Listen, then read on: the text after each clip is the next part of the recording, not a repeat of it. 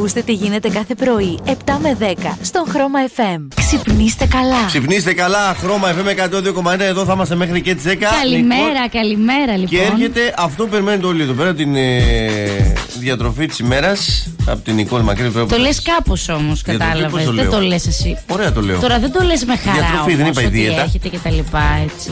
Τώρα το πρωί μπορούμε να φάμε 2 φέτες ψωμί με μαργαρίνη. Μην κόψετε, ας πούμε, μισό κιλό ψωμί. Πάμε κατά τις 12 τώρα, 12 με 1, που μπορούμε να φάμε 1 μπανάνα με 4 κάσιους. Τι το κάσιους?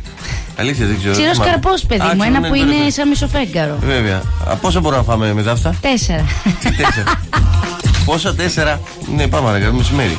Μεσημέρι. Μπορούμε να φάμε ένα μπιφτέκι ψητό, 1 ντομάτα και ένα φλιτζανάκι του καφέ του ελληνικού ρύζι. Τι ωραία. Αυτό μπορεί να το κάνουμε πυραμίδα. Δηλαδή να το γυρίσουμε ανάποδα και να το βάλουμε στο πιάτο. Και να ρίξουμε τυρί από πάνω. Ο Άγγελος και η Νικόλ σας ξυπνούν με τον καλύτερο τρόπο. Κάθε πρωί 7 με 10. Ο Άγγελος και η Νικόλ στον Χρώμα FM 102,1. Ξυπνήστε καλά.